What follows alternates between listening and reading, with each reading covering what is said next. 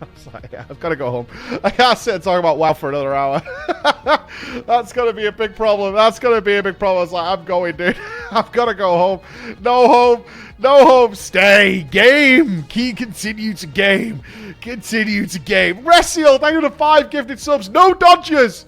No dodgers in my chat. The unsubbed, the unwashed, the pores. Looking down upon them, the dodgers. Resiel providing all that love. Riding home? Indeed. Riding home. Get back. Go home and hug the kiddies. Well, I got home and they were just like tired. They were just like, I don't. Forever a dodger. Embrace the dodge lifestyle. Worship that cult. So, Bex, we had 2 things happen this week which kind of suck. The main one is that our website went down, which sucked. So we lost all our email for like 3 days or something. Which really sucks. So drama will not be on Friday. What we would like to do instead, though, is room inspections on Friday and get back to drama on next Friday. We would like to do that. So, our good lady Bex, our little community coordinator / highlights lady / drama inspector, all those things. If you are a crawler, which there are hundreds of you, if you are a crawler, Bex will be putting up a sheet as if you've modified your room in some way and you would like us to check it out, let her know. Let her know. Let her know. I expect only the creamiest of the cream. I want the business. I want the greatness. I want to see your creative bubbles, juices. I want the whole thing so we can see it going. And me and Chris were chit-chatting this morning, as we tend to do, Mr. Chris. We do tend to chit-chat and have a conversation before I come and spend my day with you guys. PvP tournament? Prize pool? Details to follow? But, and here's the thing, but, you have to make yourself a little poster with your adventure plates. Otherwise, you're not eligible. You know what I mean? That's the important part of it. I don't care whether you win, lose, or draw. I don't care. But it needs to be a quality. Quality. I want a team name. I want the whole thing. I want the whole thing. That's right. We haven't had a good event in game for a while. Since Saturday. Since literally Saturday. And we want to get some more on the board. So we're going to be doing that. We're going to be doing that. The PvP totally sign up is in a channel in the Crawlers Discord. Yes. Yes. But I mean, if I'm going to cast it, I need a caster's desk. I need the whole thing. You know what I mean? Since literally Saturday. It's been like 3 days since we've done an event in FF14, which is just ridiculous. It feels like forever ago. And I can't live with myself if that's going that way. One thing I know is considering Daniel's positive feelings of Game of Thrones Season 8, there better be a situation of Alex Straza pulling a Daenerys. Well, we don't know the big bad. Let's talk about WoW for just a hot second here. We don't know much of anything other than we're working together. I actually was pretty happy. Some cool information came out from the interviews, though, after the big announcement, which I thought was pretty dope. Let's jump over here real quick. Whoosh. Oh, look at Jackson's face. Oh, he's so pretty. He's so pretty, is a Jackson. Look at his face. Look at him. I'm going to scrap that beard up. I want to scry it up. But that's about PvP. Don't care. Sorry, Badge. Don't care. But, did you guys see this? There are no borrowed power systems in Dragonflight. Did you guys see this? There are no borrowed power systems in Dragonflight. Any believers? Yet. Oh, no. So far, I mean, I don't know, dude. I don't know. No believers? No believers? I thought this was pretty dope, man. I read that and it said, but instead a revamp of systems that players are familiar with. What does that mean? What does that mean? But the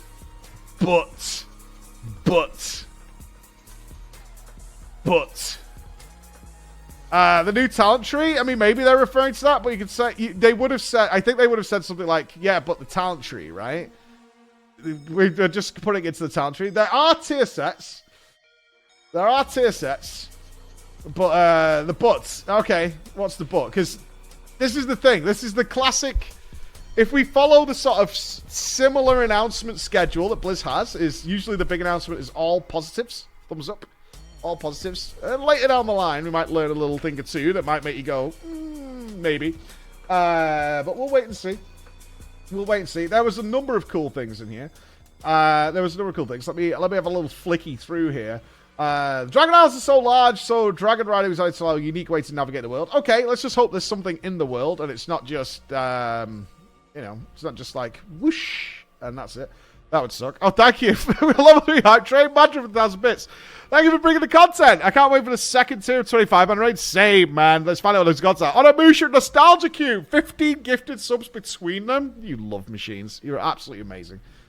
You're absolutely amazing. You guys are fucking incredible.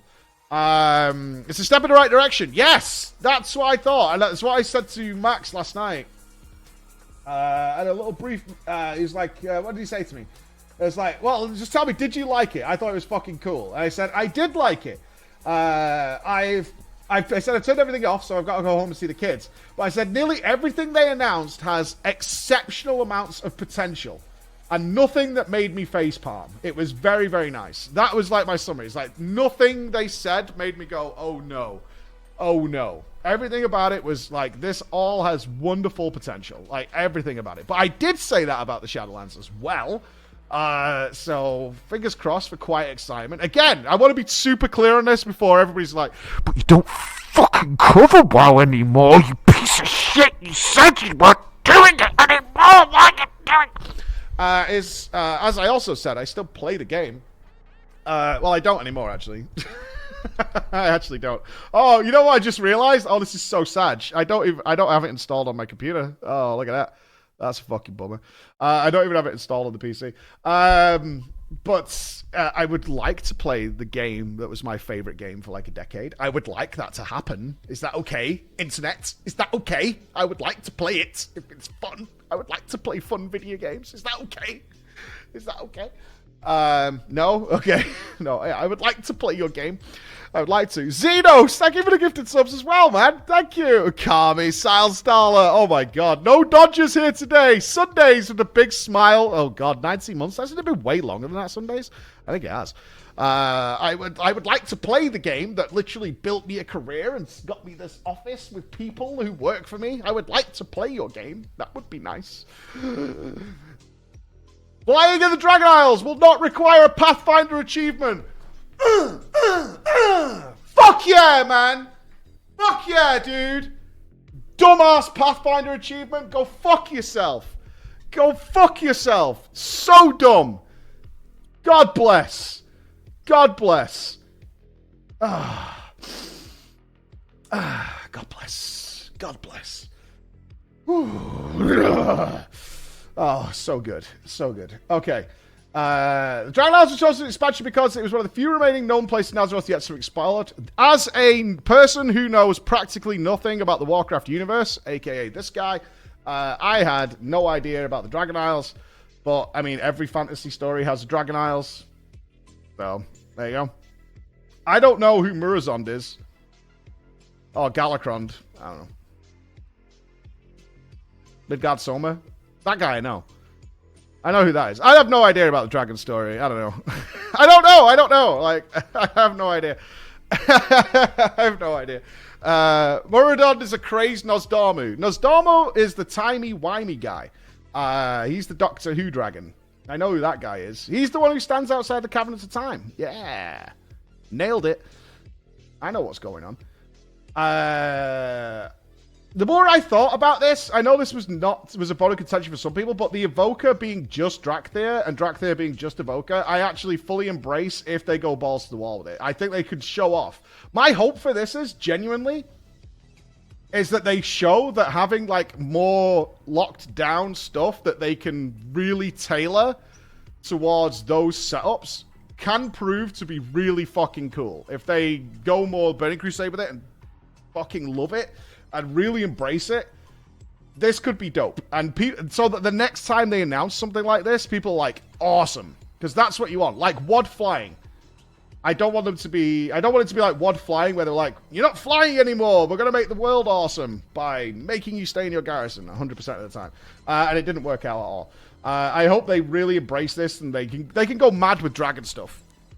Dragthor better be able to fly around the Isle with those wings of theirs, or else it was an epic fail. I don't think Dragthor will be able to fly. We saw that they get glide passively, which is good in and of itself, because glide is awesome.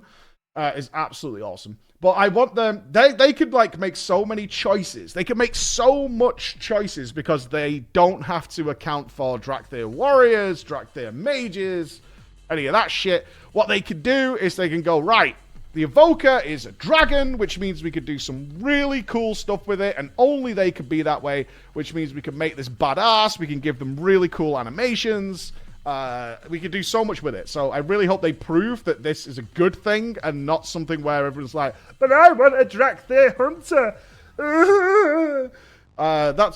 People will always be like that, but generally speaking, people are like, no, this is cool. This is cool. We could do some really awesome stuff with this. So we saw that movable eye beam. We saw the fire breath, which is great. So things like that were really cool. Maybe we got enough time to make them look good. I did not like the looks. I did not like the visuals, but I think compared to some of the more modern classes, races they made, like the Vulpera, like I know everyone goes, ha ha ha, you fuck goats or whatever. But I was always in the camp that the Vulpera look awesome and their animations were sick. I thought they looked really fucking cool. So I think Vulpera visually were better than the Dragthor. But, I mean, it's subjective. It's whatever, right? It's whatever. It's like people who like Hrothgar. They exist. Not for me. Not for me.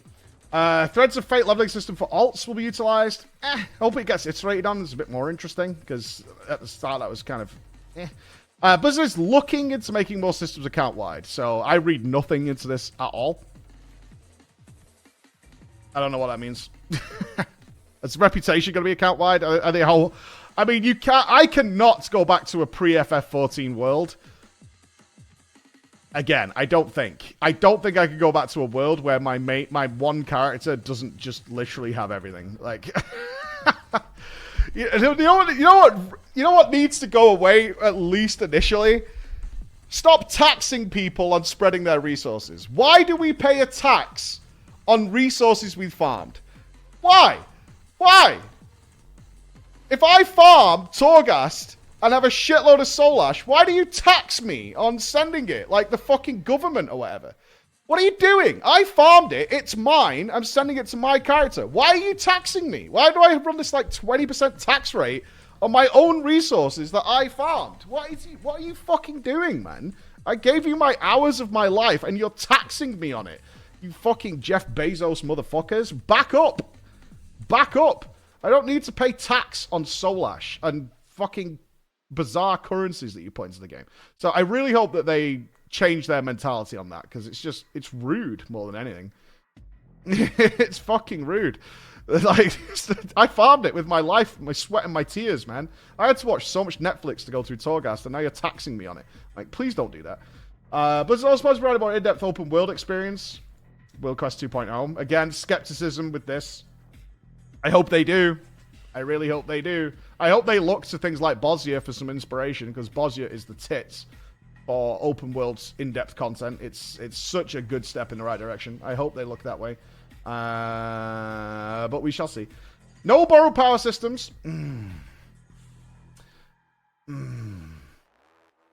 The team saw the release of WoW Classic that much of the strengths of the old talent system still work today and tried to find a way to incorporate into the modern game. Yeah! Yeah. There's so much, again, I'm going to use that criminal word, potential, with the new talent system. I think even the most... not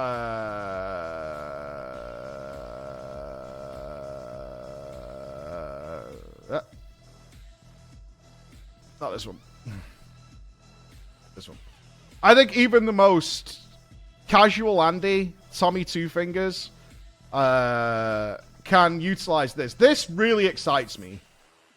This really excites me, is this loadouts, talent tree loadouts, and seemingly does not require some sort of currency. This gets me very, very excited.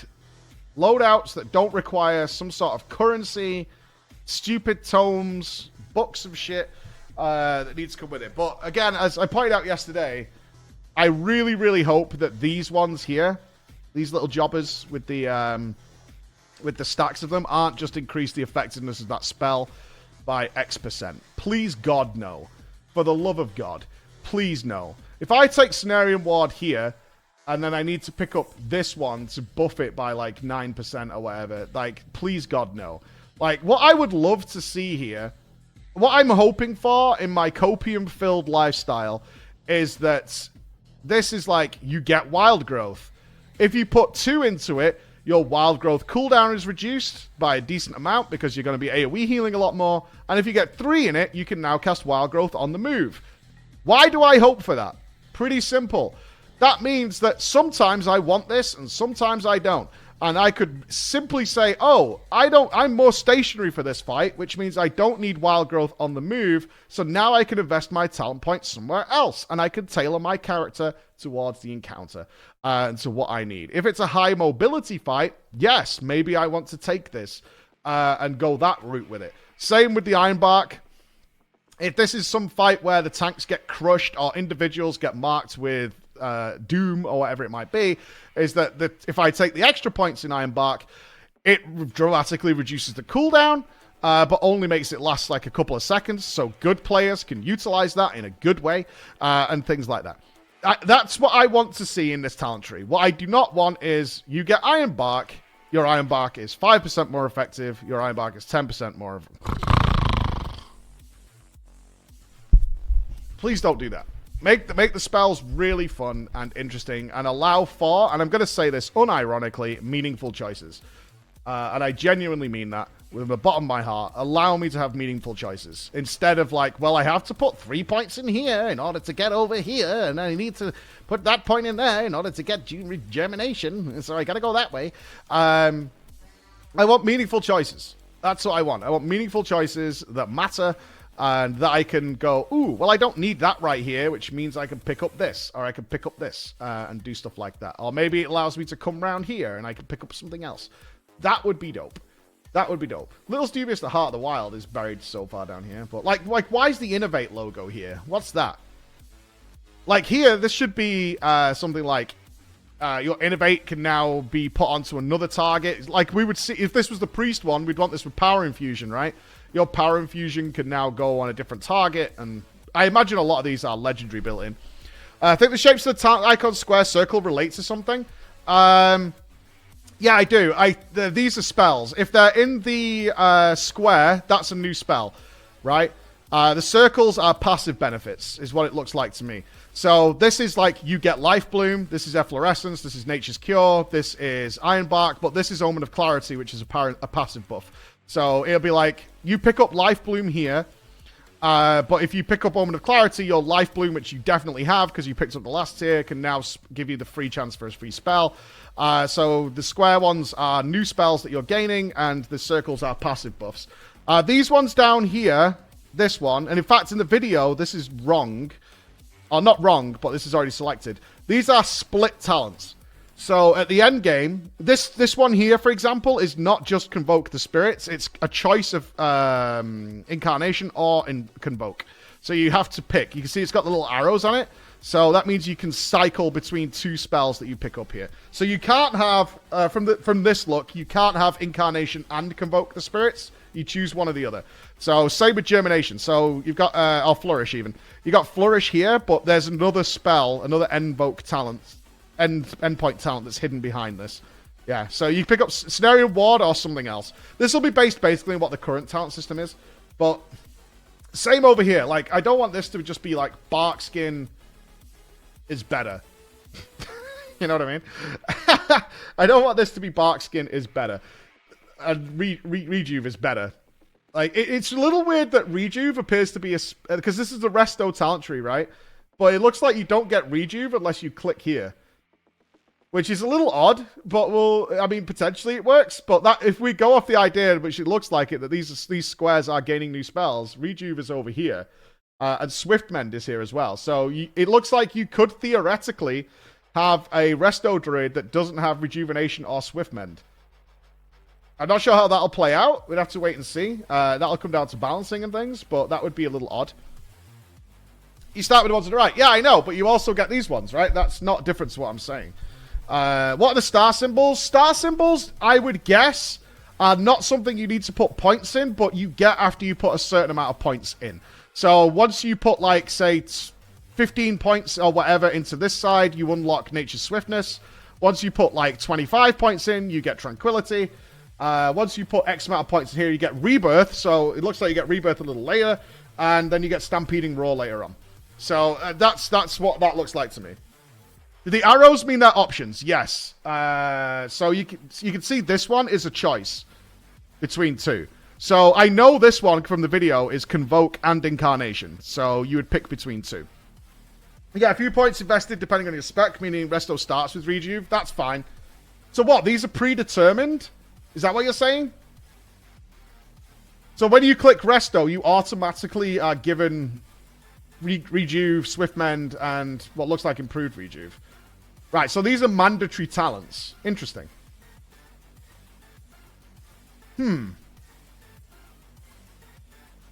Interesting.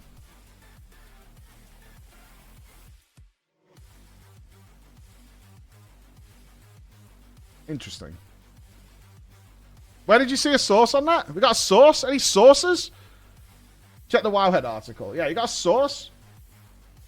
Yeah, why are they in the tree, though? So, I assume what they're saying is, if you chose Guardian, you would probably similarly get Frenzied Rejuve and Thrash and Swipe and Iron Skin. You would probably get those as well. So, it would be... That's because you... I guess what they're saying is, you shouldn't be playing Guardian without having Frenzied Rejuve, Swipe, and Thrash. Right? Like, we're just going to help you out that little bit. I'm kind of okay with that. It's like, I'm going to help you out a little bit. You should not be playing a Guardian Druid without Thrash and Swipe. Just letting you know, you should probably have those spells because, you know, Guardian only has like 4 buttons. So if we take 3 away, that would be kind of dog shit. Because you'd be like, oh, I'm a Guardian Druid. I just press Maul. And that's really good. I just press Maul and Mangle. So, GG. I wonder how changing spec will work. You can actually see it, Tovek. It's here. Unless you're saying, do you need to do it in a city? I hope not. I think, based on what I'm looking at here with this loadout system, is I think you could do this when you're out of combat. I think you could do this, like, out of combat. I would hope that's the case, because what we don't want is, in raids or whatever, that you have to leave the raid to respec. That would kind of kill the system. They said customizes city swap loadouts anywhere. Yeah, they customize the city. Oh, cheers, THD. Mwah, miss you, brother. Yeah, this needs... If you've made a loadout... I'm so excited for the loadout system. It's fucking crazy. I'm so excited for this. Because you can imagine... This should work for everybody. This should work for everybody. The loadout system should work for everybody. Like, you'll have giga tryhards... having fun, having a totally different setup for Halondrus, a totally different setup for Rygalon, considering if the customization of this works out as it should, they will have like a different loadout for every single one, like Mythic plus Tyrannical, Mythic plus Fortified, Mythic plus Bursting, Mythic plus whatever, right? They'll have a different loadout for everything, but Casual Andy will be able to go like, oh, what's my Mythic Plus setup? What's my raid setup? And just copy paste from Icy Veins or whatever, and just also have 3 loadouts. And then your nerds will have like loads. I would expect so. If this talent tree works out as I hope it does, you would be able to do that kind of stuff. Yeah, you'd be able to do it, and it shouldn't be a problem to swap. Even if you min-max by just copying and pasting whatever, you know, you go to Warcraft logs or whatever, and you just copy and paste what somebody else did, you should still be fine, which is great. Lots of balancing? Actually, no. Wrong. Should be way less balancing. Way less balancing, because if this is true... If this is true... If that is true, then there should be way less balancing. If this is a true, it should be a lot less balancing, because the only variation there should be is tier sets. But we do have this word here. So we'll wait and see. We'll wait and see. Like, instead of revamp of systems could just mean the talent tree system or whatever, but if that is true, there should be way less balancing for them to do this time around. So, that's cool. Go 6. Players, yeah, I think we get it now, though. Yeah, Hexagon choosing ability. Yeah, for sure. I think we figured that out. Thanks, guys. It's pretty good. God, I wish they didn't overproduce this so much. But yeah, the talent tree system I'm super excited for. This is such a good step in the right direction. Yeah, it's way less variables. Like, even though it looks like a lot of variables, you can account for certain things. Like, you're definitely picking up... I like that you can pick up 2 endpoint talents as well. That's nice. That's really nice. You can pick up 2 endpoint talents. That's really cool. I just hope and pray with all my life that these stacked talents here are not just increase the effectiveness by blah percentage. Alright, please don't do that. I beg. I beg. Please don't do that. Make them fun. The same with the... we got a picture of it here. Checking, browsing, scanning, looking over. Bleep bloop. Bleep bloop. It was on their website. No, these are cutscene pictures. The charge system that the Drakthir are getting. I know I said it yesterday, but if you weren't here because it was late at night, the charge system could be so good. It could be so fucking good. It could be so fucking good, and people will embrace it so much. We got any linkers to the official website? Because there's a picture of it's on there, and it'll make way more sense. WoW Dragonflight website. Yeah. Dope. Okay. The empowered abilities. Right, here. So, same with the talent system, right? Like, this is obviously a heal, Dream Breath, right? What you don't want this to be is, like, goes further. Right? What I really hope this is because you have to stand and like, channel this thing, which is no different. Some people were worried about position and whatnot.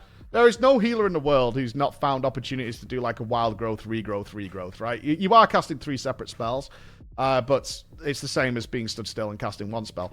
So there's always times to achieve that. But what I really, really hope with this system is like you can see the different separation marks. I really hope that like tier 1 is the bulk of the healing, right? Because you've got to imagine this Dream Breath is a heal. So that's the bulk of your healing. And then what I would like to see is choices with the next 2. So, like, between here and here, this gives you, like, a heal over time or a mana refund or something like that. So you get, like, the bulk of the heal here. Then you get, if you do the second tier, you get, like, an extra heal over time element of it. And if you do the full channel, you get, like, a hasted effect, or you can, you know, it repeats itself. Something cool that you don't need all the time. Like, the bulk of the healing comes from doing the first tick, and then the next stuff is fun bonuses that you don't need all the time. Like, so if you've got something like Lords of Dread, where you've got this consistent ongoing damage, then doing a full channel, big thumbs up. That's really good. But if you've got something like a Meteor Landing, or something that just needs like some top-off burst healing, then 1 tick is fine. And a good healer will make opportunities with that. Legendary Ringing, I'm just saying what I hope to see is that they utilize the system to the fullest, so that people aren't... What the problem is, again, going down to WoD flying, is if this comes in and it's just fucking boring, like, everyone's going to be like, well, what's the point, right? Okay, so it's like, this heals like 10%, if I hold it longer, it does 15%, and if I hold it all the way, it's 20%.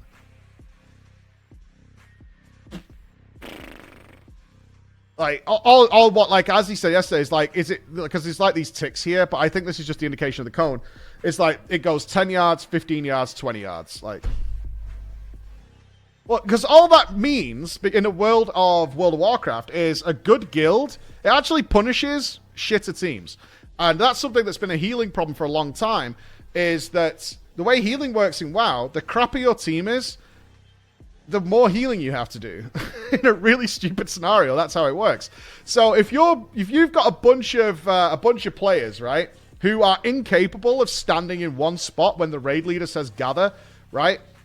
Let's say you've got some complete douche nozzle like THD, and he's like, oh, if I move, I lose DPS, and I'm a DPS whore, right? So Max is sat there and he's going, can you guys gather up? And then THD's like, no. I'm just going to stand here and channel my fucking spell, or I'm a warlock, I can't die anyway. And then you miss out on healing them, and your healer's like, well, I'm forced as a shitter player to do a 3-tier cast to try and accommodate this fucking douche nozzle, whereas the top tier players only ever use 1 tier because their team knows how to gather up, right? And therefore this system now punishes crapper players. That's what you don't want. You don't want that scenario. And that happens all the time with healers in progression, in lower down progression guilds. These players don't know what they're doing. They're taking more avoidable damage. The healers have to work harder. And ultimately you get this sort of stacking effect that reverberates through the team and makes things way harder. So that sucks. Could be a WoW version of a limit break. I don't think this is a limit break. This is just a different variation on chain casting spells, because typically with healing as well, there's almost like a macro style of events that happen. And certainly if you watch something like a Disc Priest, there's a very set amount of events that happen in order if you're a Disc Priest, in order to pull off the LOL healing that they're capable of, and it needs to be done. And all healers have something like that, where they go that way. So I really just hope these are just cool modifiers to how the spell works, so you as a player can make choices. Certainly nothing that's like range based, because that inadvertently just punishes players unnecessarily. And if you've got good healers like that are just fucking only ever need to use the 1 tier, that's boring. That's really boring. Do you think the Evoker will be slightly broken at launch to encourage people to reroll? Oh, you're thinking of what happened with Death Knights and Wrath of the Lich King? Hopefully not. There's going to be a weird thing that people will want to try out Drakthir, which means they have to be an Invoker, so this will take time to work itself out. They're not going to be, like... Certainly if you're a Raider or whatever, there's not going to be, like, 5 Evoker raid spots, right? That's not going to happen. You know what I mean? That's not going to happen. So what you might have is this weird period of time until it works itself out when Dragonflight comes out, where everybody's like, oh, I want to try out the Evoker, and I want to be a Drakthir, and then there's like half the guild is Drakthir Evokers, and you're like, well, not to ruin your fun, guys, but I mean, we just don't need that many Evokers. So, you know, sorry, unlucky. It's not going to be like the Burning Crusade, where Paladins and Shamans joined the factions, and everyone was like, well, we need at least 2 Paladins, we need at least 2 Shamans. So... that's not going to work out. At least they could be a ranged DPS and a healer, so we should get some good class representation, but I guarantee there'll be way more people playing Drakthir Evokers than there are, like, spots to utilize them. I think the focus should be more be that they're good in dungeon environments, because that's where it could suck. Because they only have 2 specs and only one of them is DPS, if they're shit in dungeons, that's going to suck, because there's going to be a huge amount of people, and you know what the World of Warcraft player base is like. It's like, if you're not playing the last MDI comp, you can't do a +2. That's impossible. So you have that weird scenario where nobody wants Evokers in the group. And, you know, that would be fucking garbage, right? Like, that would be fucking garbage if that happens, because all these people are like, hey, I got my brand new class, I got my brand new thing, and nobody wants me. That would suck. So, potentially they'll be a little too powerful so they can start getting their representation up in raids. Who do you think's being dropped from the raid because there's a new class and race coming? That's the question, because we don't know what else they provide to the raid. We don't know the utility yet. All we know is that they have a ranged DPS spec and they have a healer spec. That's all we know. So, I mean, there's only a certain amount of raid spots, right? Certainly if you're in the Mythic tier, so somebody's going. Shaman? It depends what they bring. I'd be interested to see what... I wonder if they'll go with some Dragon-style raid utility.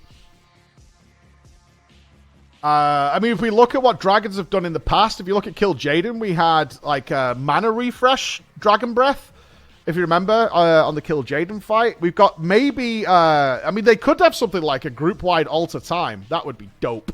If you utilize the Chromatic Dragon fight... Imagine that! That would be OP as fuck! That'd be so broken. Like, raid-wide Alter Time. That would be fucking crazy. That would be nuts. It would be cool. That would be cool. I mean, if they utilize the new Alter Time, not the traditional Alter Time that reset your cooldowns, but self-res, I mean, you could... imagine you could bring people back to life. Like, so, I mean, it kind of be like a really overpowered Shaman Totem.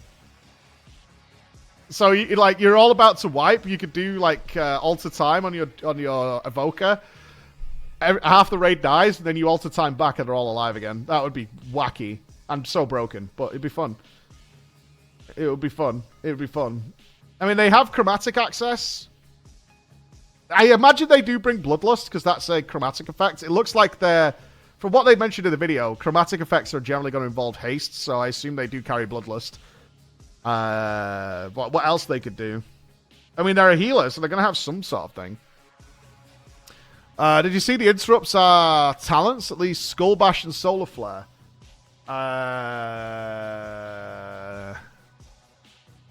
Yeah, but I think that's mandatory.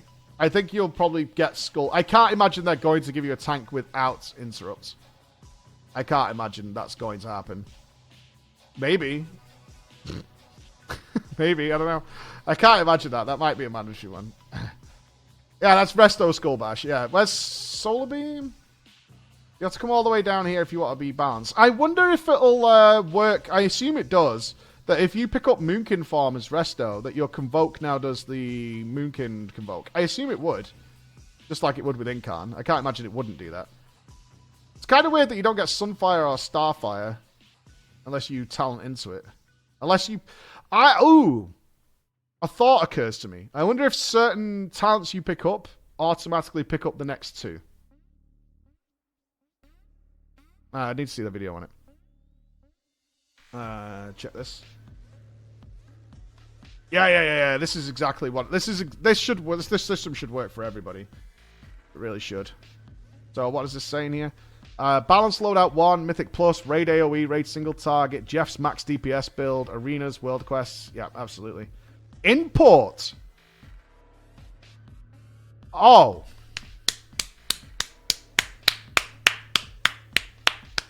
Yes. Yes. Yes. Alright, so any World of Warcraft content creators, prepare for a new Twitch bot. Link to import my talent profiles is here to stay. And if you don't have that, God bless. God bless. God bless. If you do sub for talent imports. Yes. There it is. There it is. Yeah, I saw Solar Flare. Thank you, Leslie. Sub for import. Oh, beautiful. Oh, that's creamy. Oh, that's creamy. Can I import your talents, mate? Why am I not doing 50k DPS? Good. But yeah, that's what I'm hoping for from this. I overall feel... I mean, it's the word of the day for me is potential. There's so much potential here. Same with dragon riding. I hope... I mean, this is what gets me excited about this, is once you reach max level, you can conquer additional challenges. Because, again, I don't want this to be a gimmick where you can just fly around the Dragon Isles and do barrel rolls. Chris said he's fine with that. Personally, I'm not. I want there to be... Okay, you've given us all these new toys. What can we do with them? What can we do with them? Make this a fun thing to invest in and have fun with. Like, the customization stuff is great, but now you've given us these new gameplay elements. Yeah, I mean, it looks exactly like Guild Wars 2, so that's fine. 4 zones. The only concern I have about the zones is that they're saying they're super huge and very vertical, which is great because they're embracing flying. That's fantastic. Finally, stop treating fucking flying like the bizarre love child that you had with somebody when you were like fucking 15 or something like that. Please, God, embrace flying. So they'll be very vertical. They keep saying about how huge they are. I just hope they're not empty.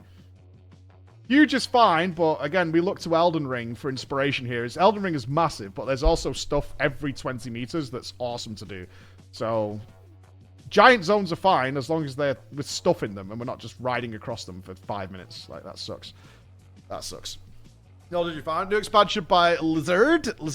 Better mentality is on the community brain. Will choice really exist with talents? 100%. I think the only way you feel there's no choice with this talent system, based on what this very, very, very, very early impression, is if you're the kind of guy who's, and there's a lot of WoW players like this, who start a new expansion, you go to your favorite streamer, content creator, website, YouTuber, whatever it might be, and you grab their current talent system. So, you know them guides that exist? This is why I'm so glad I don't do guides anymore. Where the guy, like, walks up to a training dummy. He says, this is the talent setup that you use for Resto. And it's like a 3-minute guide, and that's it. And he tells you something like, oh, well, you got a load of hots out, you should probably use Flourish. Shit like that. That won't work. That won't work. If you're that kind of person, I think you're getting like 1% of the benefits of a talent system like this. I think you're really doing yourself a disservice if you're utilizing the system to go, okay, what's the resto build? Ideally, there is no such thing as the resto build if they do it right. It should be, what's the high mobility resto build? What's the Mythic Plus resto build? What's the single target spam healing resto build? What's the mana conservation resto build? What's the big defensives resto build?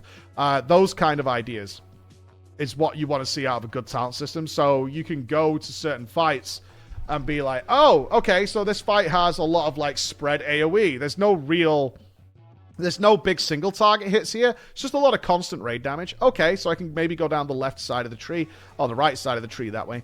Oh, I basically plant my feet here and then randomly people get debuffed with Mega Attack of Death, and they need spot healing super fast. So perhaps I want something like, I have 2 Swift Mens, which, or something like this. So I have 2 Swift Mens. I have a really short cooldown Ironbark. I have Cenarian Ward, which I've done some modification with over here. Something like that. So I can utilize those effectively. That's what I'm hoping for. I'm hopeful for this system because, all things considered, the talent system has been competitive for most classes in the past few expansions. I've proven to have fairly good customization. I hope so. I genuinely hope so. This is very exciting. This, again, potential is my word of the day. So much potential here. So much potential. And I just really hope they capitalize on it. Because one thing Blizzard's definitely been guilty of in the past is they come up with an idea of a system, and the premise is really fucking good. But that's like step 1 of the system, right?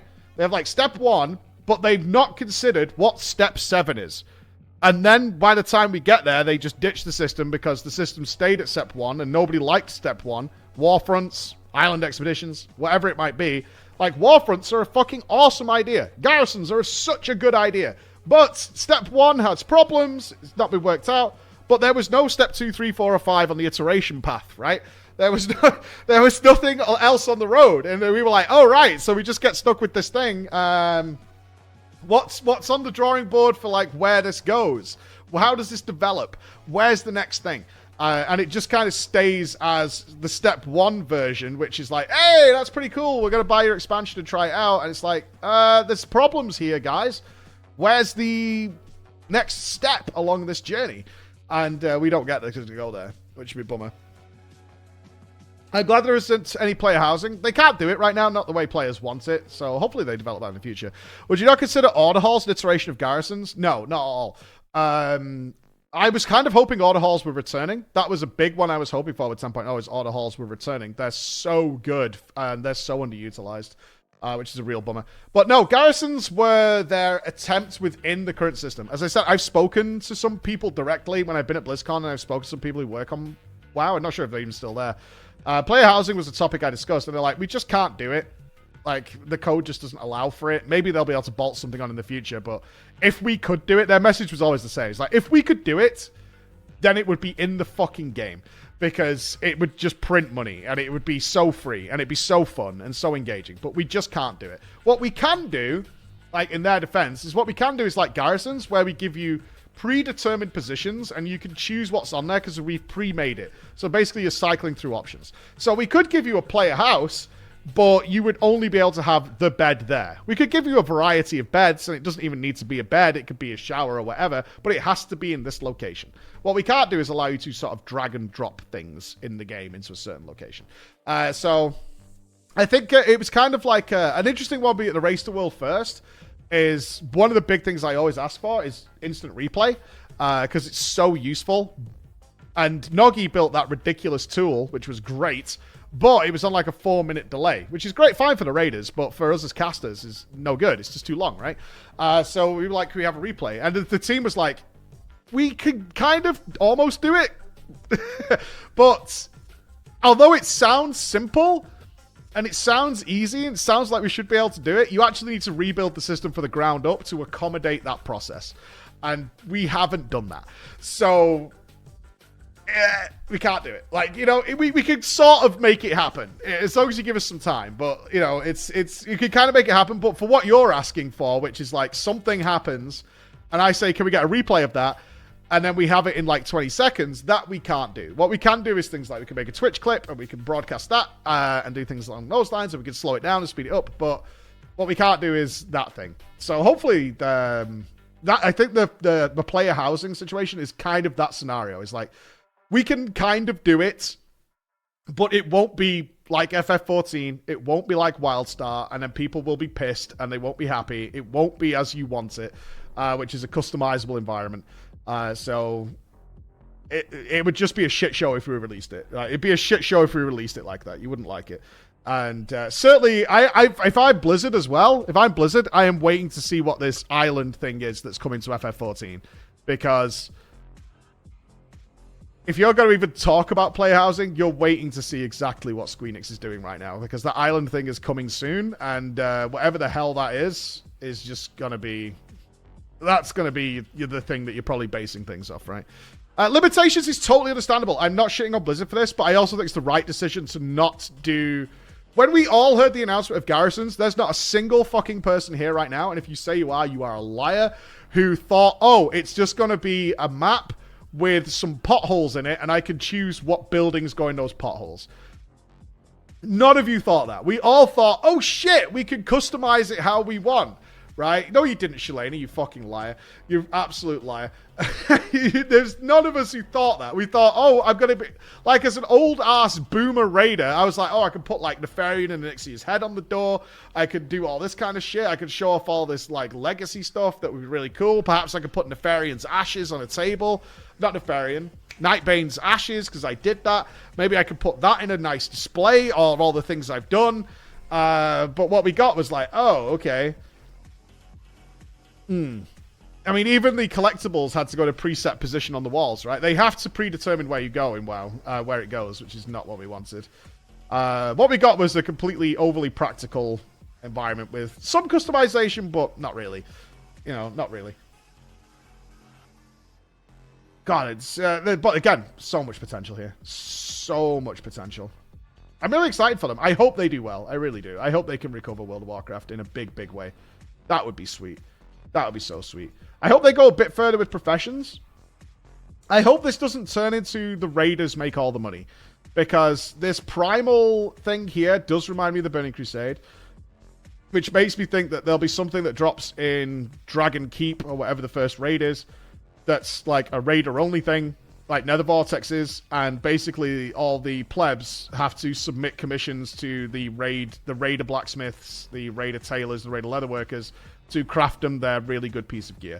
And what I'm really, really hoping to see is that there's stuff that comes from M+, there's stuff that comes from some really focused and involved open world content. That would be dope. That comes from profession only. I have some more details on this that I'd like to share, but we kind of need... Chris has got to work on some graphics and shit. It's really hard to explain on the profession thing exactly what we kind of hope would happen with this, but we'll put that into a YouTube video because it's hard to explain right here. But there's a lot of ways they could go with this to make it really cool. Again, I hope this isn't a step 1 and there's no step 2, 3, 4, and 5 thing that like, hey, we made the commissions and things. That's it. Enjoy. I hope this system isn't dead on arrival either. Like, they're going to have to make this raid quality gear. And worthwhile. They're going to have to go to the TBC model where you were crafting the leatherworking chest for the Sunwell and you were doing all that kind of stuff because those items were super powerful. You were crafting the dual crafting rings, all that kind of stuff. Now, the restriction in the Burning Crusade, if I remember right, you had to be the profession... You had to be a leatherworker to wear those items? Like, by the Sunwell? Was that correct? I think so, right? So, like, you couldn't wear the chest, the leatherworking chest, unless you were a leatherworker. Like, it was bound to you being the profession. Okay. So, I hope they don't do that. They'll probably put a limitation on the amount of crafted items you can wear. But in order for this system to be worthwhile, these items have to be good. And good throughout the... That's a difficult balance to achieve. That's a difficult balance to achieve. So, you might see some really, really stupid, powerful items coming from crafting. So you will be looking... I imagine you are looking at a TBC model here with your belts of blasting, with all those Sunwell-generated items that are just really super strong. Like, stronger than anything that drops in the Mythic grade. Something along those lines. As long as it's 5 out of 5 quality and you're not getting shoddy no-shit to build it for you.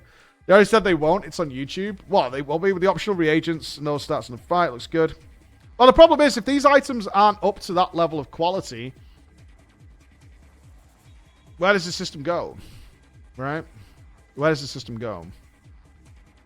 As long as there's comparable items that drop elsewhere, it's fine. But where does it go? That's the question. Yeah, it goes into the trash can if it's not, like, going to fire off. Are you going to participate in the alpha beta cycles? I highly doubt I'm on the list anymore to play alpha and beta, so I'm going to say just a no to that. I would highly, highly doubt that. I mean, depending on what we hear over the next few months, it'll be interesting to see, because usually the big announcement is all positive stuff, all pretty cool, and then over the next few months, you know, more details come out, more interviews happen, they get into more specifics, and then we haven't heard anything about a renown system, and they do like these systems, our artifact system, but again, my big thing I'm hoping that they take into Dragonflight is stop punishing people for playing the game when they launch.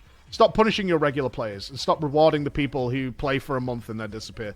And giving them all the advantages. Like, that fucks me off to no end. Stop taxing people on the resources they've already gathered. God damn.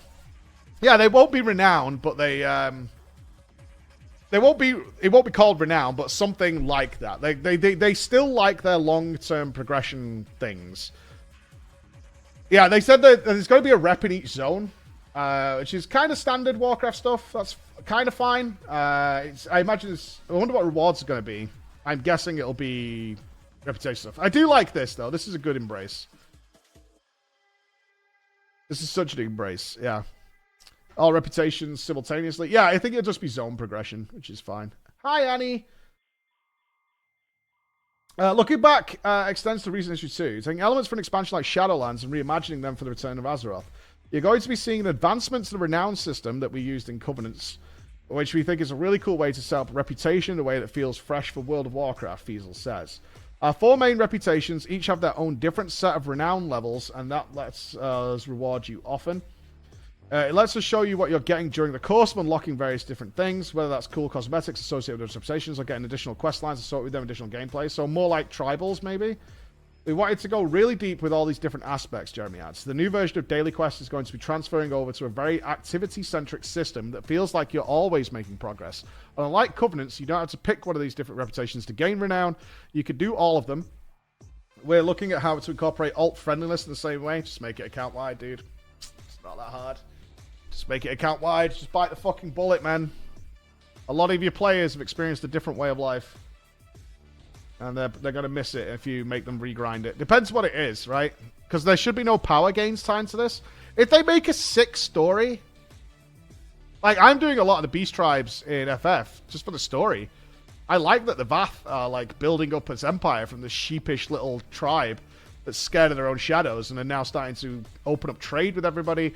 I also kind of like the... I forget the name of them now, but the Owl people... are building, you know, refugees that are building a new life for themselves, setting up their own community, and you're introducing new members to it. Like, that kind of stuff is really good.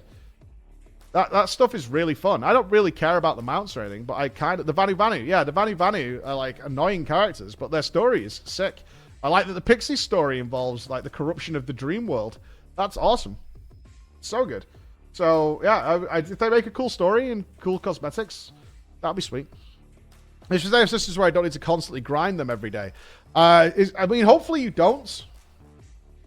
Hopefully you don't. If these are optional and there's no player power assigned to them, that should be good. That should be good. You know what I mean? That should be GG's. What's this? Black Dragon shit. Oh, just a picture of loot. Okay. They haven't said what they're going to do with loot yet, right?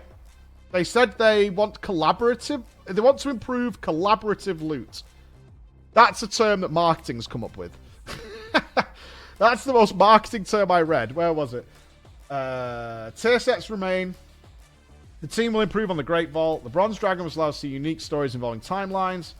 I'm sure it's on here. They called it collaborative looting.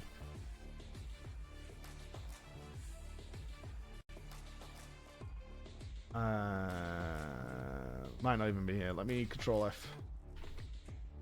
There it is. No. Next one. There it is. The team isn't perfectly happy with personal loot and knows there is room to improve. They have nothing to announce but want to improve collaborative loot. Right. Collaborative loot is a nice term. It's a nice term. So tradable loots. I mean, who knows, right? Who knows, dude? Who knows? What the fuck does that mean? Collaborative loot. I don't know. What does that mean? It's. I think they're trying to avoid the word master loot or something like that, or distributable loot. Collaborative loot. So loot where you work together. Loot where you work together. Yeah, I can't call it master loot. Don't want to say it's tradable just yet. We'll just call it collaborative loot. That's a good marketing term that goes with it. So, we'll see. We'll see. We'll see. We'll see. I mean, even if they just go back to making it guild only, I think a lot of people will be pretty happy. It's guild only trading of anything you want to trade. I think that's fine, but we'll see. We'll see. What else did they say here that was really cool? The UI revamp, I don't really care about, but good for no add-on Andes. That's good. They will improve on the Great Vault and shit. I found out at the Race to World first that some players have a an add-on cap that they don't allow themselves to go past. But one of those add-on caps, so they're like, I won't install more than 5 add-ons. Some sort of self-imposed rule. But one of those add-ons that they all have is weak auras, which is like 17,854 add-ons in itself, right? I think that's kind of cheating, don't you guys? Like, if one of those add-ons is weak auras, then like that's kind of cheating, in my opinion. Yeah, but they don't like they draw the line at having like damage meters add-on 1, LVY, weak auras, bigwigs, right? So that's like the cap. But if you throw in like auctioneer or something, that's too far. You've got to drop out LVY for that. But weak auras is allowed. I mean, yeah, one add-on to rule them all. Yeah, weak auras is allowed, but we can't have auctioneer. That'd be too much. That'd be way too much. We can't have like mythic dungeon tools or something like that because I've got LVY installed. I don't know. It was such a weird thing to impose upon oneself, but whatever. Not my game, so I don't really care. Do what you want to do. The team doesn't want to take away your add-ons, but give you the ability to play the game without having to rely on so many of them. And the only way you do that is to simplify the fights.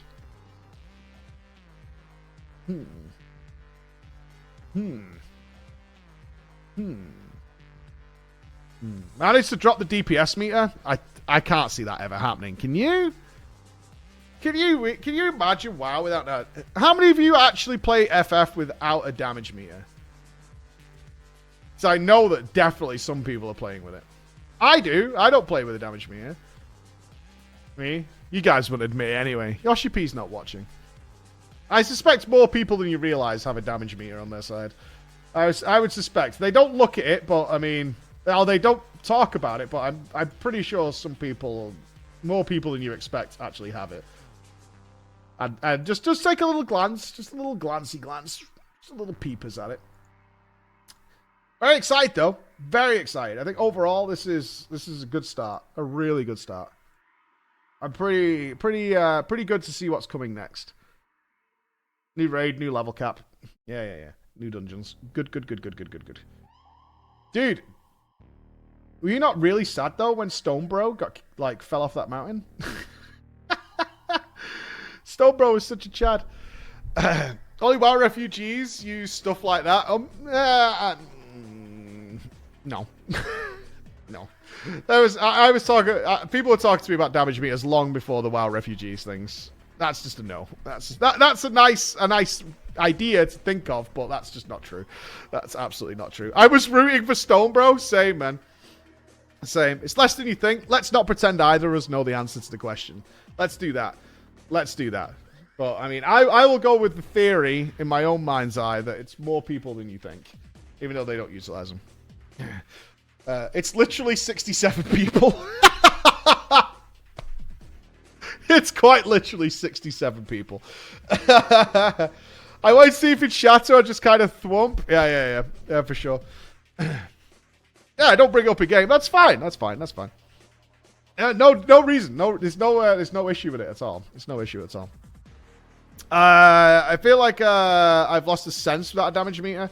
Yeah, I mean, the point was, getting back to the point, I don't think you can take it away from WoW at this point. That's the point before we go down some weird rabbit hole of trying to guess how many people in a totally different game use a damage meter. The point was, I don't think you can go back in World of Warcraft and take away the damage meter. I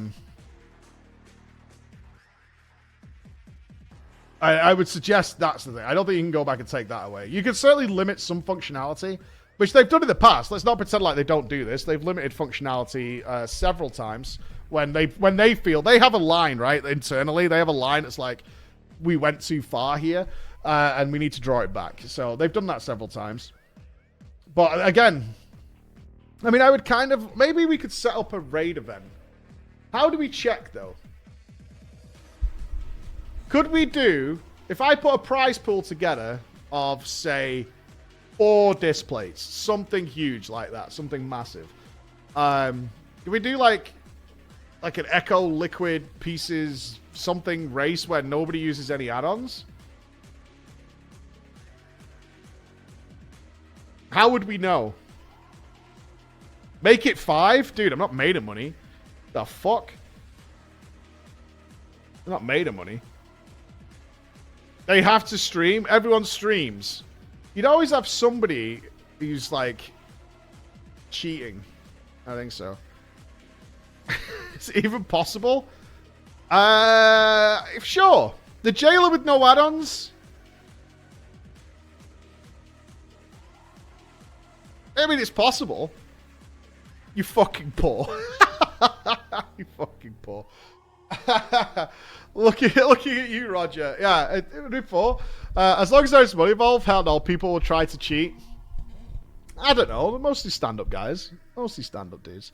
Probably has to be a tournament server with disabled add-ons. I mean, I don't think we can pull that off. But it'd be interesting. It'd be interesting to see what the difference is. I think actually bigger than raid mechanics. Honestly, I think the difference would be in how people DPS. Like, so many players rely on, certainly weak auras and things, to let them know timers and things like that. But, I mean, it's very adjustable.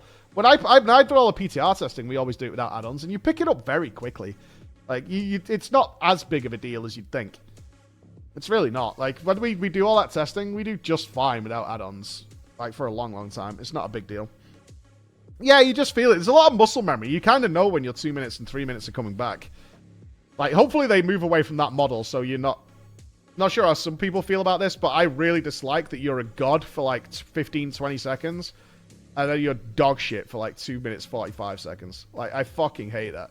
It really pisses me off. Like, it is cool, popping your combustion and popping all those things, but, it really fucking annoys me. Like, because you just feel like you're a waste of time for, like, 3/4 of the time you're playing.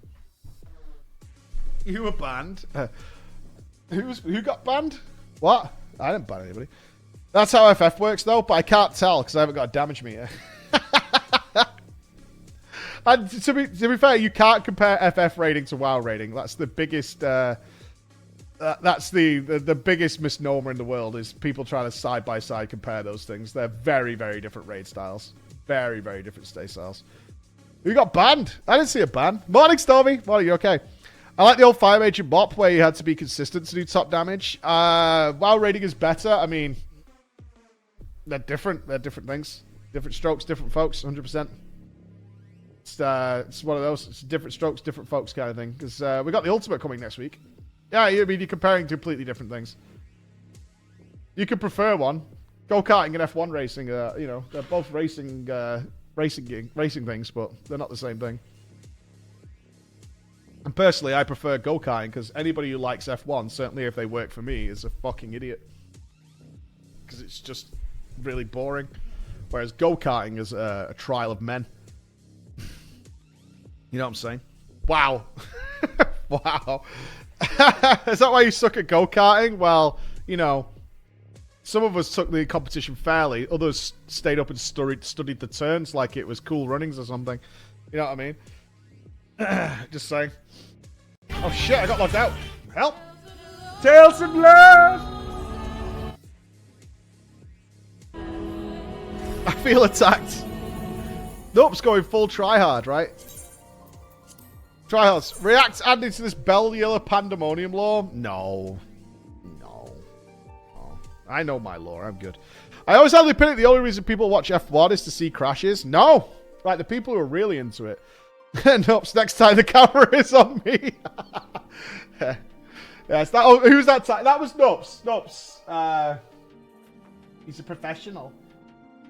Thinks he's good. Actually, like, tells me, he's like, oh, I won't be available at the weekend. I'm watching F1. What is that? What is that, dude? For real? Who does that? Why do I have 3 males, man? Can I find you? What, you want to play hide and seek, Azzy? Can I find you?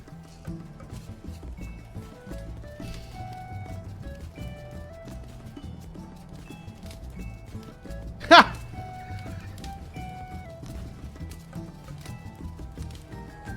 Yes, I can find you. Yes, I can find you. Look, the house isn't that big that you can literally hide from me, right? Yes, I can find you. The problem is, Azzy, you have a giant orange name above your head. Like, maybe next time I'll turn off the UIs.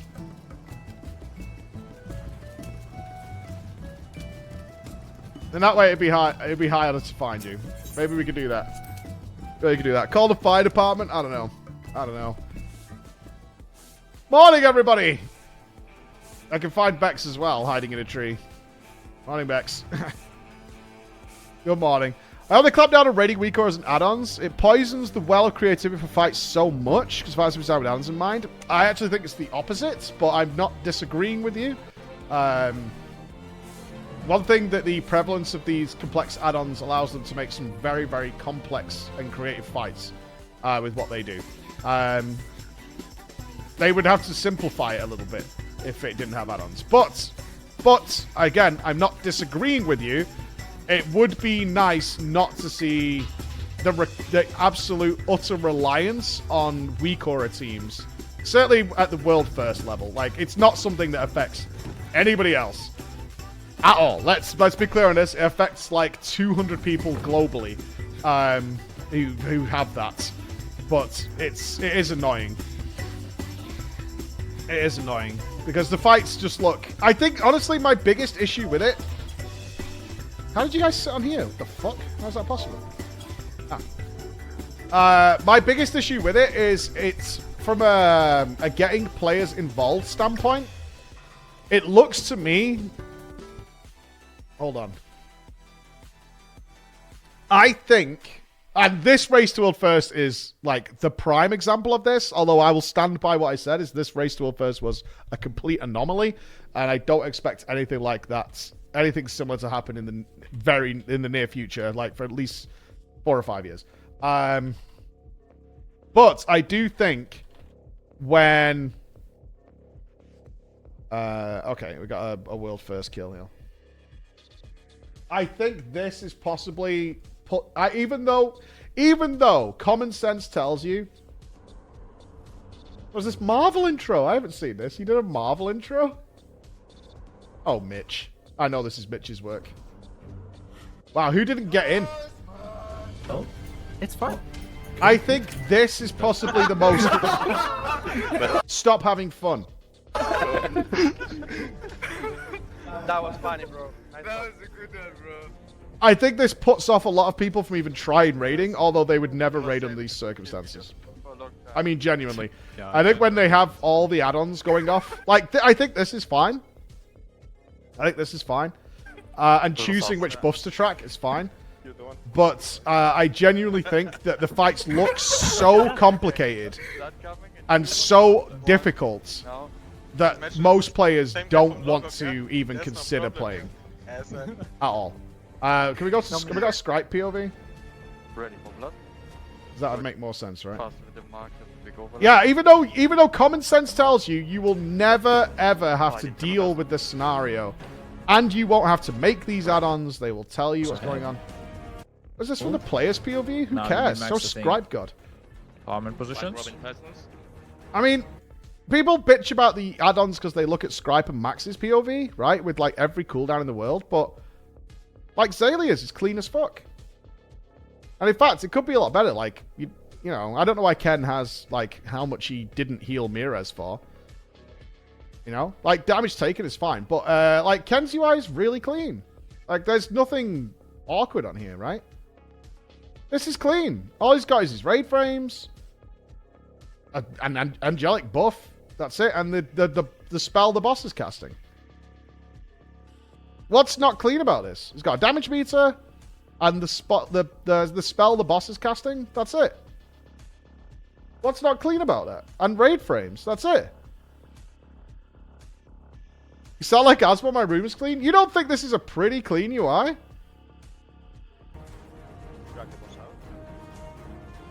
No? AoE dads. Really? No, there's too much shit on it. What do you mean? Him, the raid, the thing he's targeting.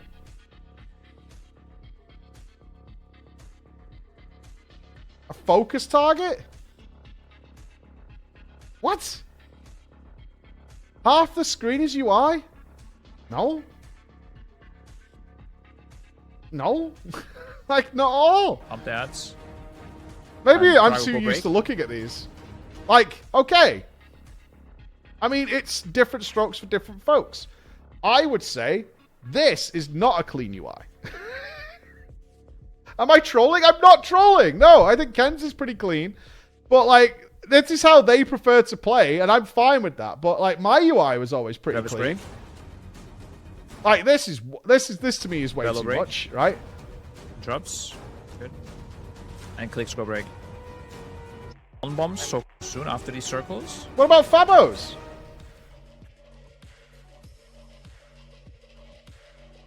Fabos has got, like, a couple of spell cooldowns, bomb stuff. Oh, this is the grip of the year, by the way. The teleport grip of the year. Much better, yeah. Like, that's the thing, I think, with WoW stuff, is it's really subjective. But I need a Scripe POV. Do we not have that?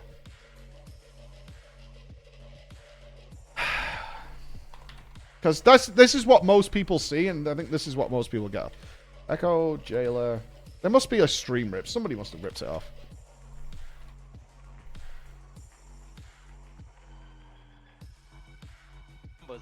Holy fuck, after we win, Yeah. it's gonna Okay. be really good. Well, even that's not that bad. And jumps under the boss.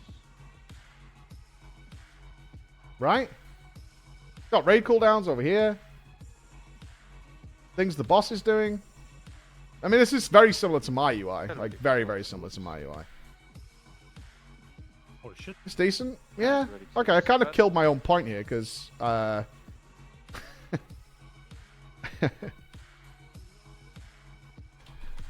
And MC's under the boss. Doom is stunning first. Hold on. I guess. Because there are other variations. Not to pick on Scott, but, I mean... This is too much. But Scott's also known for having this UI forever and ever and ever, right? Jesus fuck right. Yeah, I mean, I'm not going to lie. When I've done casting for Method in the past, they were like, is there anybody's UI you never want to see? And I was like, Sco's. Like, never put that up on screen. Like, it has the information I want, but, I mean... It's practically unwatchable from a viewing standpoint. It's pretty unwatchable to deal with this. Like, it's fucking crazy. This is a bit of an explosion. This is cursed. It's cursed. It is, but also known for having a cursed UI. What did Max use? Where's I think Max always had a good POV, didn't he?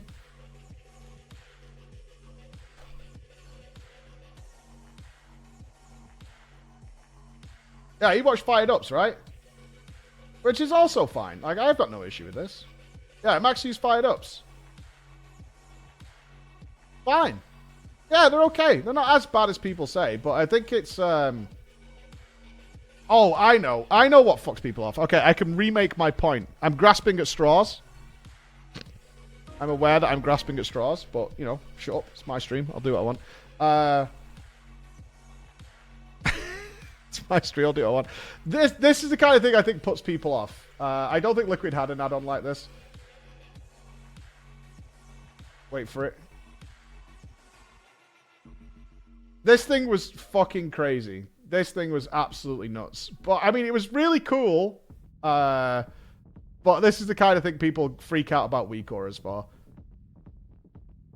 Like this thing that popped up. Now, I mean, to be fair, it was genius. It was an absolutely genius thing. But I think it definitely puts people off when they see things like that pop up. Alien signal? I mean, the first time I saw this during the race, I was like, what the fuck is that? Because originally it was massive. It like filled everybody's screen. That's a relatively clean one, but what is it? Okay, so for whatever reason, and I don't know if Grim's watching, who designed this thing, but I know he put in so much work into this. All right, so you can see they all stand in a very set pattern. You can see how they've moved to very, very specific points. And what happens is you get these buffs and debuffs. So you can see the black one and the yellow one. And all you have to do is pair off with another color. But everybody has to do it in the whole raid, right? Otherwise you explode and it's bad and blah, blah, blah, blah, blah. So if you've got a black debuff, you need to touch a yellow debuff and then your debuffs are gone. So what they decided to do was come up with this giga complex weak aura that you had to stand in this very specific spot. And then green would show you where you need to pair up with. So you're the blue marker. So this is actually turned on its side compared to how they're stood right now. So this is the tanks and stuff like that. So they'll be stood around here. And if you're green, that means... So once you see this means that Lorgot goes left to pair up with Fabo. So you can see there's also a name here. That's Fabo. And... done. Perfect. And then the thing disappears. So... That was it. But, unfortunately, Liquid realized that you didn't need to do any of this and you could just YOLO it because it was fine. And it only happens 3 times in the whole fight and it's in the first 30 seconds. And therefore, it's completely unnecessary. And the whole thing was completely unnecessary. That's what they realized after they got it. Oh, they way overcomplicated. I know Grim, who's the guy who made this, was just like, I spent so fucking long making this thing because I think they expected that this would happen throughout the fight. It would be a constant thing. It wasn't. It happens just 3 times in the very first phase, and then it's over and it's done with, and you don't need to worry about it ever again. So, well, there you go. That's me grasping at my straws. Honestly, the FF UI could be so bad. Dark Knight Classic Squads. We could do that today, actually. I think we need to do the Unreal. I need to get my Unreal done, for sure. Yeah. We need to get the Unreal done. You guys are having a hell of a time. I don't want to explore too much in the house while all this is going on. So much good. What's on the menu today? Lots of things. Let's get loads done today. I don't think a lot of people in chat who don't raid realize that WoW Fight Zombie created basically around the fact elements will be used. Yes, they are. But I think people do realize that. But I think people are saying they prefer it to not be that way. And have more obvious encounters where you have to react to stuff. I think one thing you can say about FF is it has proven that visual cues can be hard enough. Right? Visual cues and pattern recognition can be hard enough, but I don't think that the FF pattern recognition stuff would work in a WoW environment. Because that's just 2 totally different elements in terms of how the classes interact and play in those environments and how they work. So, personally, I'll say this. Personally, I'm fine with the way add-ons are in WoW. I think it's something that is overblown because they see a lot of things like... When they watch the Race the World first, I think they hear a lot of things about our weak aura team, and we've got these, like, technical groups that are working on things and all this kind of stuff, and they go like, oh, this is, like, so big. Whereas when you play it yourself, as an average human being, they're like, okay, this is the... it's like installing a boss mod. And it's like, this is how it works, and off we go to the races. I don't think it's a big deal. Personally, I don't think it's a big deal. I think it's something... a vicarious living combination is going through. So that's it. It's a massive... I got massive add-on fatigue in WoW after playing other MMOs. I mean, how many add-ons are you using? That's the thing. Like, I had very few. I had weak auras, boss mods, and I had weak auras basically because that would... If we're doing a really hard encounter, Alex would be like, here's the weak aura for this fight, import it, done, and that's it. Other than that, I had some UI customization because WoW's UI is terrible. Like, that was the way it was. At least 75. Yeah. I had about 20, but it's still annoying for me personally. I think you have to manage that yourself a little bit. You know, is there any that you really, really need? Not really. Like, I think that as long as you got... I mean, the ones that make your life much easier are certainly things that are like a boss timer, right? Like, you know the massive smash is coming in like 20 seconds and you can plan around it and things like that. That's a bad take. Okay. Where you're used to using recours, try being a new player. It's a lot of work you've got to do to set up a proper WoW rating UI. I disagree. I don't think so. I think it depends how you go about it, but I don't think that's the case. I think that a lot of, unless you're starting to like rebuild it from the ground up from scratch, I actually find that kind of fun. So that's my perspective on that. When I go to do a UI, like when I've sat down to do my UI and things like that, I generally have a lot of fun with it and mess around with it. I think the vast majority of people, as a guest, use UI packages that are already predetermined. I think they go, at least this is how it used to be, so I have no reason to suspect this has changed, is that you literally look for a UI you like and install it, and it's done. And most of them actually come with installer packs now. So they're just done. We were building an installer pack for our UI that did it all for you. The WeCourse trivialize fights for casuals? Absolutely not. Like, also not true. I'm not sure why people believe that, but that's not the case. Having the WeCore does not trivialize fights for any means at all. I mean, all the WeCores are released now for the endgame fights, and still only 17 guilds have managed to finish the Sepulchre. Like, the idea that it trivializes things is crazy. That's nuts. And in fact, only 60 guilds have managed to do 10 out of 10. The Hungering Aura WeCora was... Hungering Destroyer WeCora was good for your guild, which is fine, right? But you didn't need it. We did it without the WeCora. Our guild did it before there was a WeCora. Why so few clears? Because the fight's really fucking hard. Like, really fucking hard. Like, despite knowing what it is, it doesn't matter. Like, it having the weak auras or anything like that doesn't change that it's really, really fucking hard. Like, it's super hard. It's not trivializing it, but that makes it remove the problem solving for the non-top guilds and follow orders instead of problem solving. Okay, so you're talking about a different issue. That is nothing to do with add-ons. You're talking about blind progress in World of Warcraft, because blind progress is such a bigger thing in FF14. I agree. I can agree with if blind progress was a big thing in WoW, then you don't have access to weak aura creators and whatnot is a problem. But I also don't think blind progress is a big deal in World of Warcraft for a lot of guilds. I don't think so. Final Fantasy raiding lends itself to blind progress because all their fights are puzzle solves. A couple of fights in WoW are puzzle solving, but not a lot of them. They're just it's a different raid style. Like, FF is a puzzle-solving situation in nearly all occasions. So that works. They do this type of mechanics because of add-ons. In some cases. They're not with things like Halondrus. Like, it's a case-by-case basis. There are certain fights that, yes, they're building around the idea that you've got add-ons for it. But to like, paint it with a broad brush is really dumb. Like, there's so many fights that don't require that kind of stuff. What style is WoW raiding? Far more reactive and fast-paced, and it's a much more output-orientated game as well.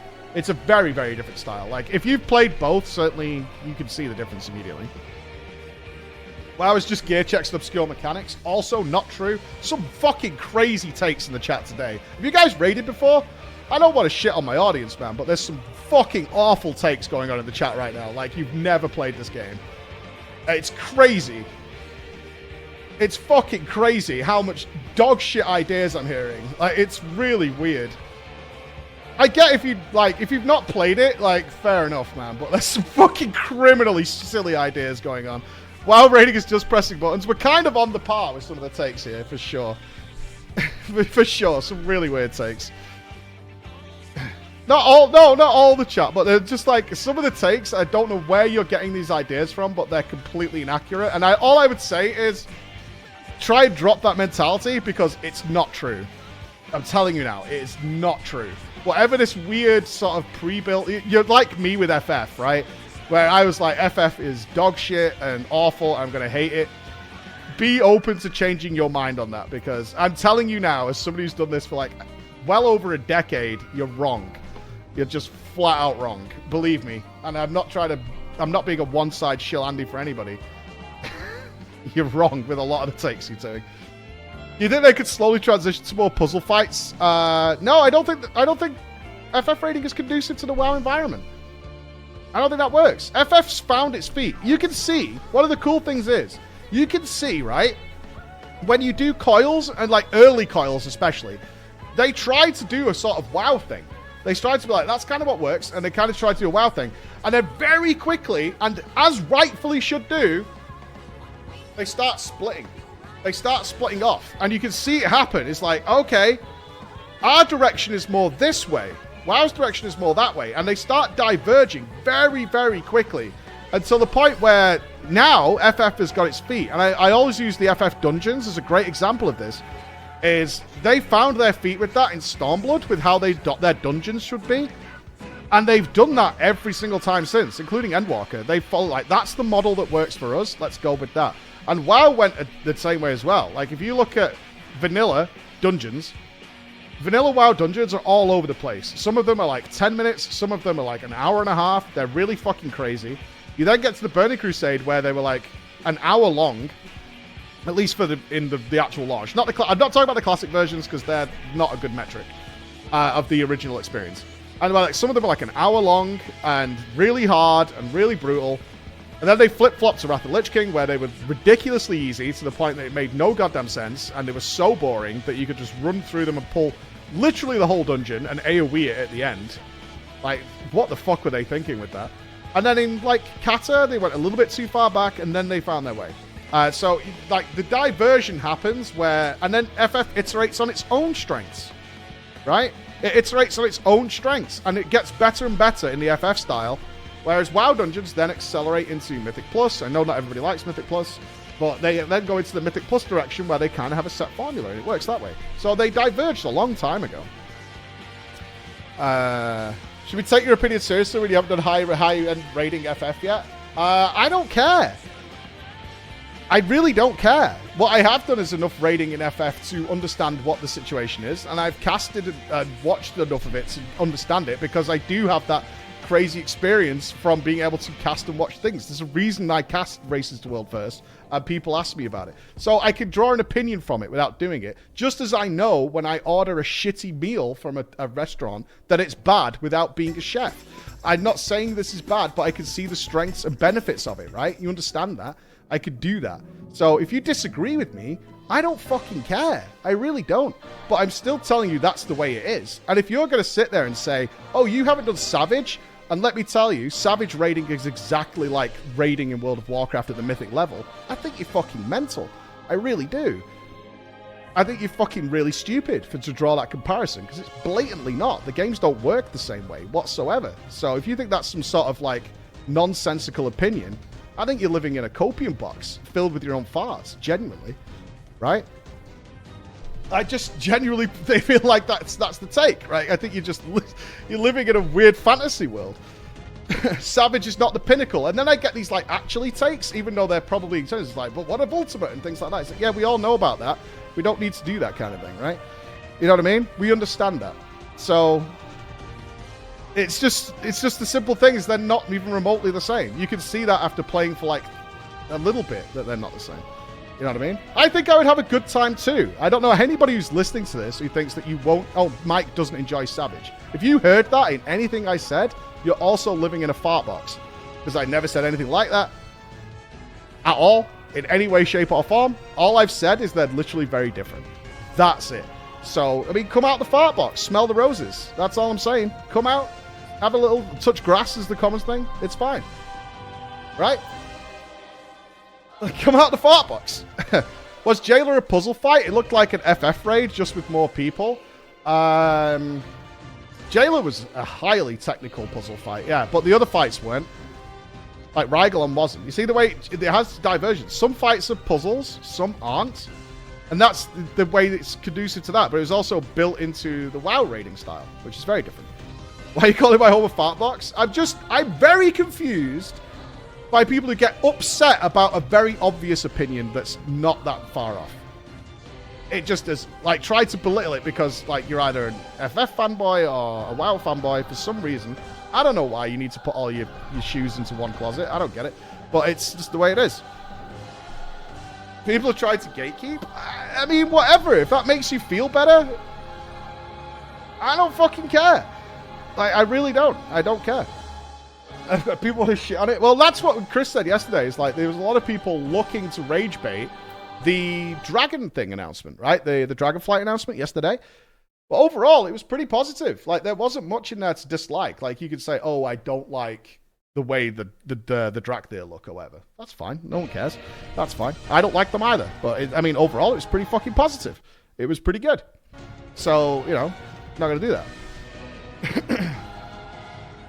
Lol, Andrew. There you go. Imagine enjoying more than one game. It's a difficult... No, like you say, it's not... I'm not being one guide. A lot of people feel that way. Like, we're giving away right now, this isn't a shill thing, 500 quid's worth of top-of-the-line peripherals, right? We're giving away 500 quid's worth of top-of-the-line gaming peripherals right now. Immediately response was, I want to touch Corsair with a dirty dick. And I'm like... Okay, I mean, be that stupid about it, but like, why? No. What is it? Corsair? No thanks. No thanks. I don't want that. I'm like, this is literally the most comfortable keyboard I've ever used in my life. What, you have an issue with Corsair? You know what I mean? That's getting one guide. That's getting one guide. I'm like, well, you know, whatever. Go down. Not using that. No. Free. Couldn't pay me. Couldn't fucking pay me. I would touch it. Oh. No thanks. Like, it's free shit. Really expensive, good quality peripherals for free. No. No thanks. No thanks. Corsair keyboards are overpriced crap though. Best keyboard I've ever used, so I'll take it.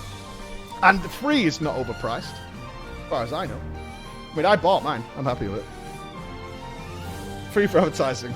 I'll totally take one. Oh, you can enter. There you go. You can totally take one. Monique's baiting me. I know she is. Mine's been great. Best keyboard I've ever had in my life. Like, as soon as I tried it in the store, I was like, yep, that's the one for me. That's good. I'm banned from Twitter. How the fuck do you get banned on... Don't tell me. I don't want to know. I don't want to know how you got banned on Twitter. I don't want to know. Just... That's unfortunate. I'm sorry you can't enter the giveaway. But I don't want to go down that road. I don't want to go down it. I'm leaving it there. Can we enter without social media accounts? I don't use Twitter, the other ones? No, because it's integrated with Twitter. It's the way it's tracked for them to... They have to track it so we can give more stuff away in the future, right? That's the whole point. We do these competitions, not for us. Luckily, I can afford to buy keyboards for my team. It's so that when we do these kind of things, we can give you away more stuff for you guys. That's the point. So we gave away, what, like a $2,500 laptop. Your biggest complaint as an audience was that it was limited to the UK only. So we got another giveaway, which we then made international because I'm paying to send it out to you guys to make you guys happy, right? So that's how it works. And then through the Twitter links and stuff, we can keep a good chat and we can tell the other people how it works and so on and so forth. I missed that message. I disagree. The presentation of what they said did not like the attitude that for me is at the core of the issue changed. Basically, expansion someone's promised. I think you're fine to have that pessimism. 100%. My biggest complaint, genuinely, my biggest complaint about the WoW announcement yesterday was that it was so ludicrously overproduced. I don't know who they think their audience are, but I will take Yoshi P chilling on a dirty-ass desk with a bunch of fucking paper, like, trying to show haircuts to a camera, and then just, like, playing on his PC any day of the week than that. It looked like a Michael Bay movie. It was so weird. And the way they cut that thing together, they cut people 0.1 of a second before they could say another word to slip in some bizarre comment that came from, like, 4 minutes later in the conversation to try and make some... I don't know who directed that. I don't know. It's like that guy must have produced Taken and been like, oh, let me get hold of this and we'll make it into the most bizarrely polished... We're gamers. Who are you advertising to, right? Who are you advertising to here? We're fucking gamers. I would rather have seen Ian sat with a PC, chit-chatting, and then flying around the Dragon Isles on his cool mount. And being like, check this out that I can do. Give me that any day.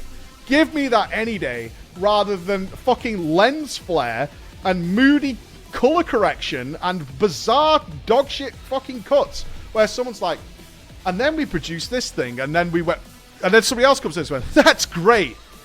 And then all the teeth in the world, look, it just came across as really forced and awful. That was the only thing I would have criticism of. Only thing.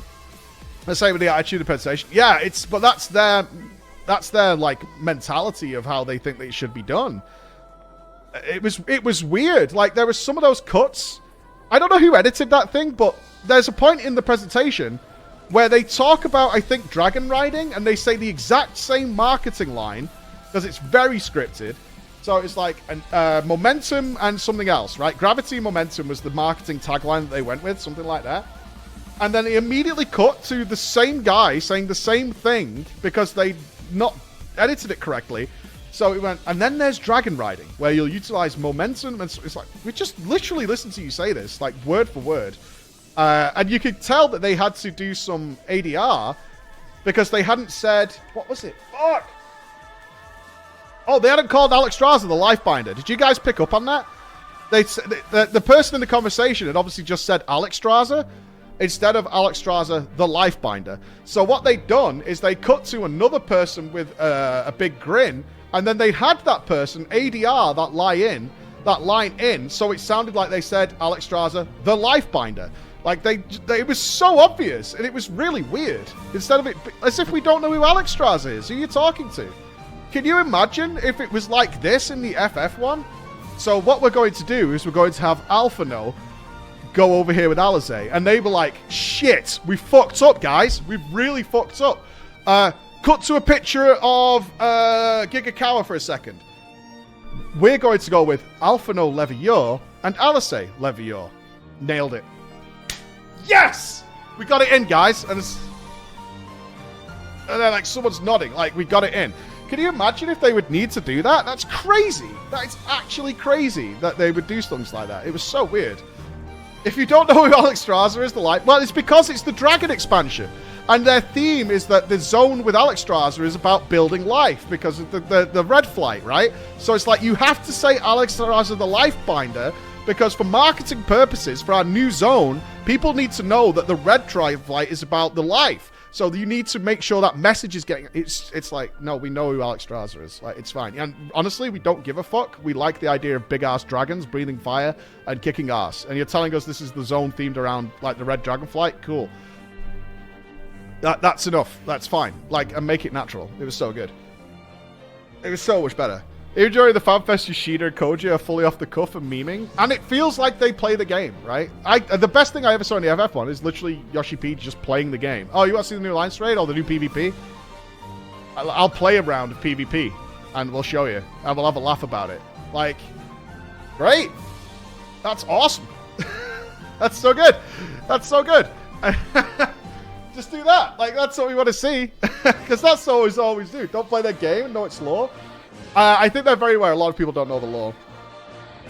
Will I ever actually try Savage raiding? Yes. We talked about this like probably 3 or 4 times a week. I'm probably not going to stream it though. My only issue with it is I don't want to tie up the stream with one form of progress for like 4 or 5 days in a row. I don't like the sound of that. I think it's boring for me and I think it's boring for you. So, it's not nothing to do with the backseating. I couldn't care less. I couldn't care less. I can't tank a dungeon without fucking a million backseaters because I didn't press reprisal and it was off cooldown for 2 seconds. Like, how could you live this life? I just think it's a boring watch, honestly. I think it's a boring watch. I think people want to watch the first pulls, and then I think people want to watch near the kill, and that's about it. And the, like, 30 hours in between is really fucking boring. For a lot of people. I just don't think it's good. I would rather play FF4 on stream and Savage Raid on my own time. There you go. And do a video of it or something like that and talk about it afterwards. I think that would make more sense. I think that has more fun. Very boring, not gonna lie. Right, for sure, right? For sure, that is the nature of it. Live prog is fun to watch. Some people like it, some people don't, as is the nature of the world. Some people like it, some people don't. Personally, I don't enjoy... I can't stream something I don't enjoy watching myself. I enjoyed the first day of the Savage Raid in Endwalker. Remember, we watched THD and we watched Scripe. Thankfully, they allowed us to watch their streams. But, like, the next day and the next day and the next day, not for me. Not for me. But yes, I'm not a streamer is afraid of chat. That's what I said. Yeah, for sure. Also, in the WoW live stream, why were they not having a conversation with each other and not talking to us? They work together. They already know this shit. Because I think they wanted it to come across as like a coffee shop. That was the vibe I got from it. It was like it was a coffee shop. Like they were in Starbucks or something and we were a fly on the wall. Why they chose to do that, I don't know. The information's for us. It's not for them.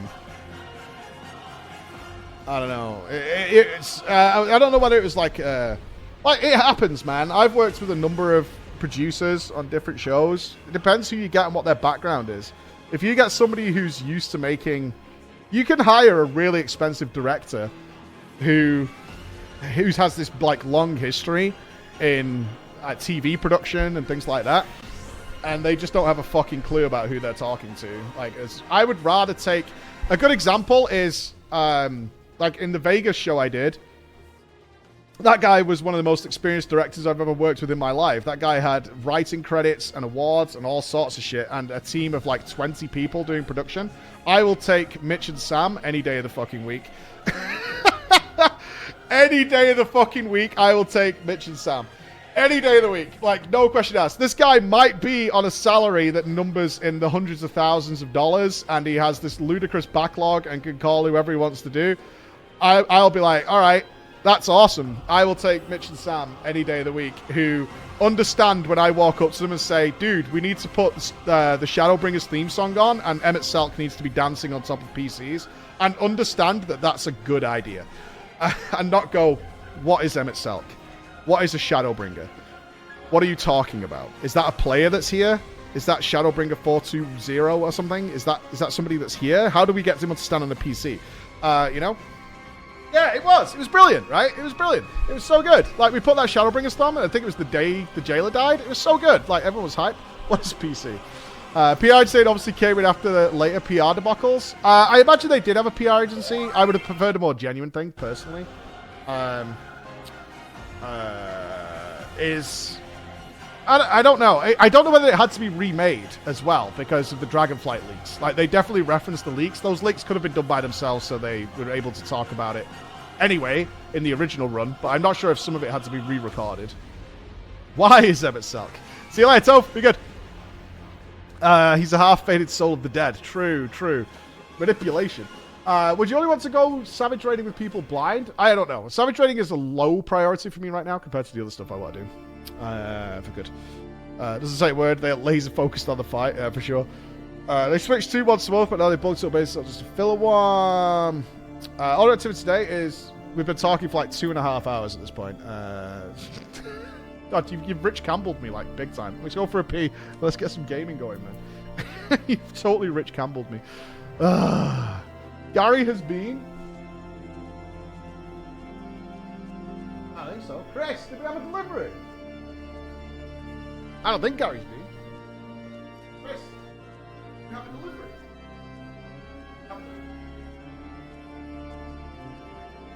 Not right now. Gary's not been. Apparently there's a delivery imminent.